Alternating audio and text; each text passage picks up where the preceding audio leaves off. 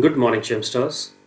In our previous class, we were able to understand how to use OneDrive, how to upload YouTube videos, and use Google Maps. Today, we will understand about new chapter, that is chapter number 10, Cyber Threats and Security, in which we will understand cybercrime, cybercrime against individual person, property, or organization, and how to secure from these kind of cybercrimes.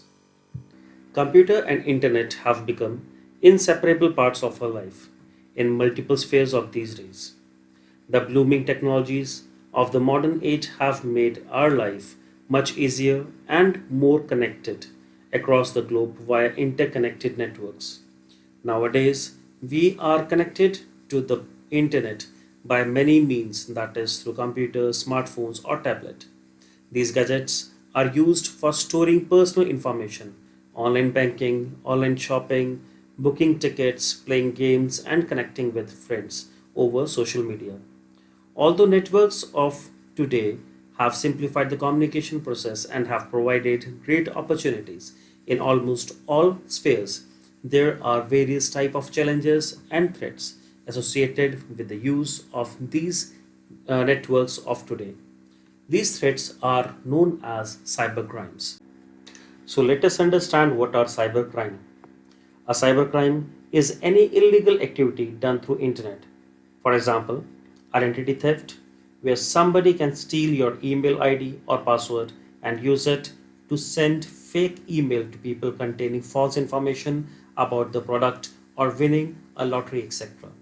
Then there are credit card account theft, internet frauds like ordering goods in your name, extracting mobile phone contact, etc. So all these come under cybercrime. Cybercrime can be divided into three main categories: crime against an individual person, crime against property, crime against an organization or society.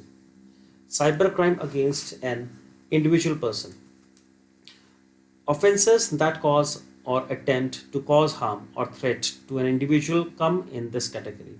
These crimes can be committed in the form of email spoofing, where spoofing means hoax or misleading. It is in it a receiver or of a message is fooled into believing that the message received by him is from a trusted source, which actually is not so. The message is bogus when a user clicks on the link that is falsely provided to the sender by the sender. The malware or virus enters into the system of the user. Now let us understand what is cyber stalking.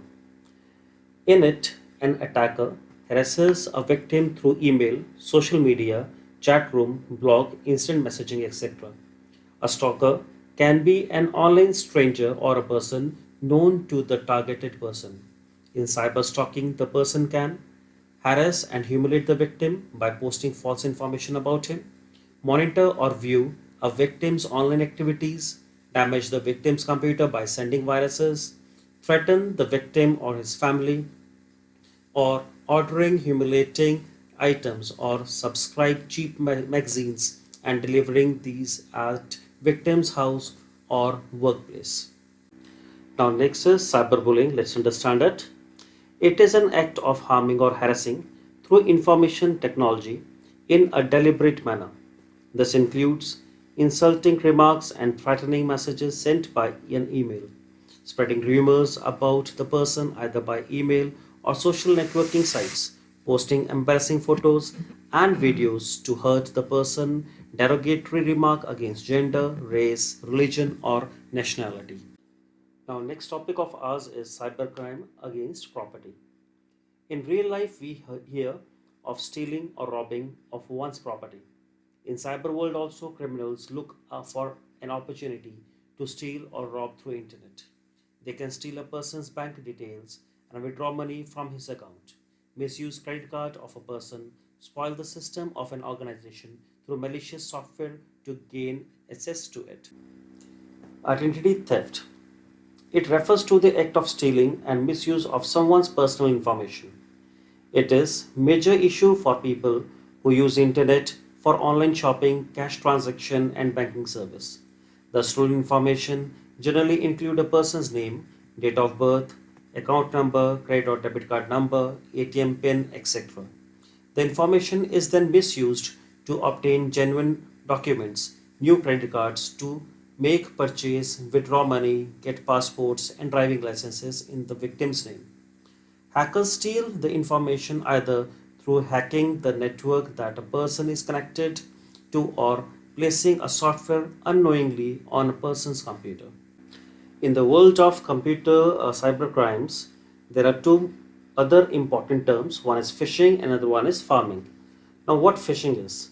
It is an act of sending an email to a user, misleading him to believe that it is from a trusted person or organization. The user is asked to visit a website in which he is asked to update or validate his personal detail such as username, password, credit card details, etc. In this way, the operators of the fake website commit crimes in your name after stealing your identity. Next, as we were talking about farming, in this type of attack, a piece of malicious code is installed on the computer or a server which misdirects the user to fraudulent websites without their knowledge in order to obtain personal information such as password, account number, etc. Now let us understand about cybercrime against organization or society. It is a planned and politically motivated attack to cause large scale disorder in computer networks. This category can cause panic against the civilian. In this category, criminals hack government websites, military websites, or circulate propaganda. Transmitting virus. A computer virus is a program or a set of programs that disrupts the normal functioning of a computer. A virus infects or destroys data.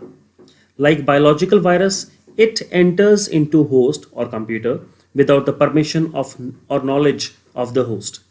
The full form of viruses, vital information resources under siege. The essential resources of computer like memory, processing speed, data and programs are hampered when a virus spreads into the system. Virus programs are self-replicating programs which continuously expand their reach by infecting more and more computer files, resulting in loss of speed and destruction of data. Creating a computer virus and spreading it is a cybercrime. Almost all viruses are attached to an executable file, which means that if a virus exists on a computer, it will not infect the computer unless you run or open the malicious program. Types of viruses. There are different types of viruses, but broadly, they can be classified into different categories. Let's talk about boot sector virus. This type of virus damages the boot sector of a hard disk or floppy drive. A hard disk, or we can say a disk or hard drive, comprises of smaller sections known as sectors. First sector is called boot sector. It holds master boot record, which is responsible for reading and loading of operating system. Boot sector virus becomes active at the time of booting the machine and destroys the data in hard disk. So let me tell you, if boot sector virus is infected, then your computer will keep on restarting it again and again, and it won't load Windows software. Examples of this kind of virus are disk killer, stone viruses, etc. Next comes program file virus. This virus infects the executable file or programs such as those with extensions like .com, .exe, etc. These programs get loaded in the memory during execution. The virus becomes active in the memory by replicating itself and infecting files and other programs on the disk with the intention of causing permanent damage or making them unreadable. Examples are Sunday and Cascade. Next, we'll come to multipartite virus. Multipartite virus is a hybrid of a boot sector and program file virus that spreads in multiple ways. The virus gets entry into the computer system through some infected media and then resides inside the computer memory. After that, the virus moves into the hard drive and infect the boot sector and starts spreading in the system by infecting the executable files. Examples are Invader, Flip, and Tequila. Next is polymorphic virus. As the name suggests, poly means many and morph means forms. This type of virus exhibits itself in different forms every time it infects a file and changes its binary pattern to avoid detection by an antivirus. Examples are Elkern, Marburg, Satan bug, etc. Now let's talk about network virus. It rapidly spread through a LAN, that is local area network, and sometimes through the internet. Generally, network virus multiply through shared resources, that is shared drives and folders. When the virus infects a computer, it searches through the network to attack it new potential prey. When the virus finishes infecting that computer, it moves on to the next and the cycle repeats itself. The most dangerous network viruses are Nimda and SQL Slammer. Last virus which we are going to discuss here is macrovirus. A macrovirus is associated with application software like Word, Excel, PowerPoint. When opening the infected document, macrovirus get loaded into the main memory and destroys the data stored in the hard disk.